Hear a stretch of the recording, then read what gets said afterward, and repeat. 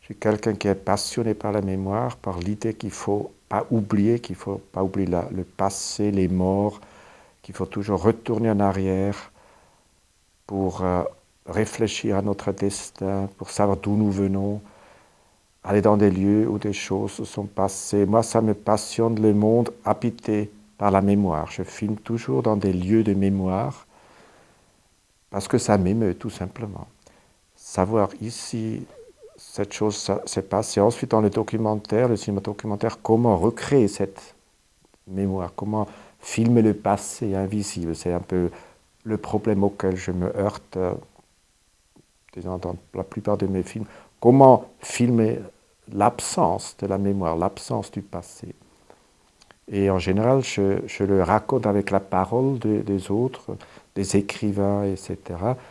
C'est-à-dire, j'ai toujours pensé qu'il y a certaines choses qu'on ne peut dire qu'avec des paroles, qu'avec des mots. La mémoire, par exemple, ou aussi notre vérité, qui nous sommes, qui est l'autre, on le saura toujours qu'à travers sa parole, et pas avec l'image. Donc je suis un cinéaste qui ne met pas l'image forcément au premier plan. C'est-à-dire, chez moi, mon cinéma commence souvent avec la parole, et non pas avec l'image. Et seulement après que j'ai une parole, ensuite je vais à la recherche d'images. J'inverse un peu la logique du documentaire. Je ne suis pas au cœur du documentaire, mais à la périphérie du documentaire. Je suis un homme qui court et qui nage contre le courant. Je suis un cinéaste impur.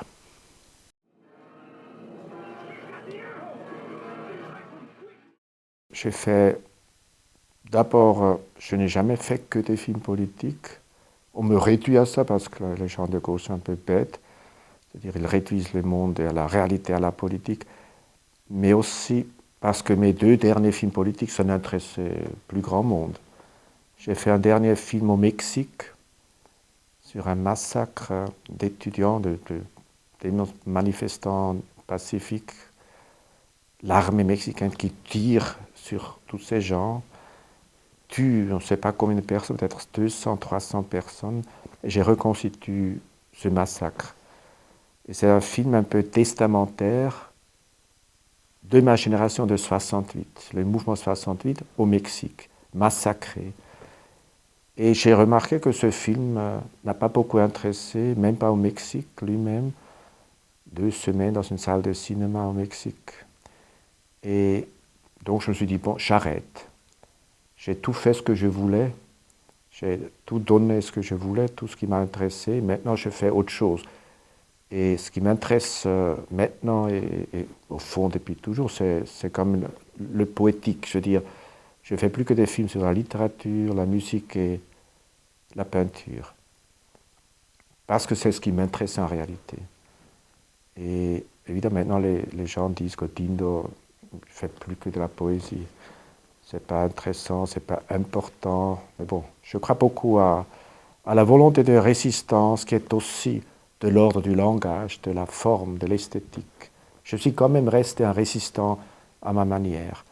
Et d'ailleurs, mes films n'ont par exemple rien à faire avec la télévision, même si la télévision suisse, heureusement et sympathiquement, gentiment, et etc., finance quand même un peu mes films, malgré le fait que c'est des films qui n'ont strictement rien à faire avec la télévision, avec ce qui se passe à la télévision. Donc je suis resté résistant à ma manière. Parce que, comme disait l'autre, une poétesse autrichienne, pas de nouveau monde sans nouveau langage. Donc il ne faut pas sous-estimer la réflexion poétique, philosophique sur le monde, qui passe aussi dans l'art. Gautier, l'écrivain français, a dit de Baudelaire, Baudelaire est un poète philosophique. J'ai toujours pensé, effectivement, l'art est toujours aussi philosophique, il y a toujours une pensée.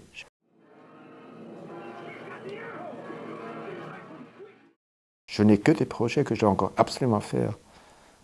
J'appelle ça l'économie du rêve. Un projet est toujours d'abord un rêve, et ensuite il faut mettre en route une économie pour le réaliser. Et l'intelligence est d'avoir des rêves réalisables. Il y a un grand rêve qui est le rêve de la révolution, qui est irréalisable, qui reste de l'ordre du rêve, qui est une foi dans l'impossible, mais au niveau privé, au niveau personnel, il vaut mieux d'avoir des rêves réalisables. Sinon, la vie est un peu triste, un peu amère, un peu ratée. Et donc, j'ai toujours pensé que stratégiquement, il faut entrevoir toute une existence, toute une vie d'artiste à long terme.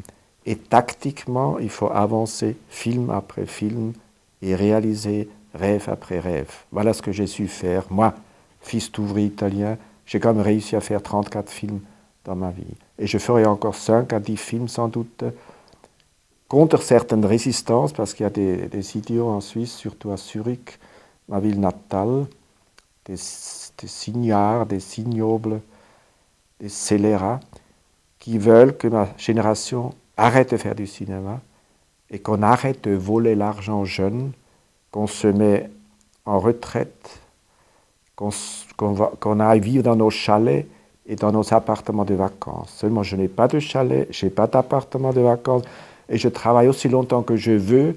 Et ce n'est pas ces morveux qui vont jamais m'empêcher de réaliser tous les films que j'ai encore envie de faire. Does it look like it's coming at you? Looks the same.